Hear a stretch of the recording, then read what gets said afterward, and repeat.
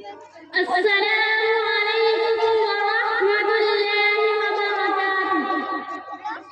الحمد للہ رب العالمین والصلاة والسلام علی سید المرسلین وعلی آلہ وصحبہ اجمعین، اما بعد، قال اللہ تعالی: اعوذ باللہ من الشیطان الرجیم، بسم اللہ الرحمن الرحیم۔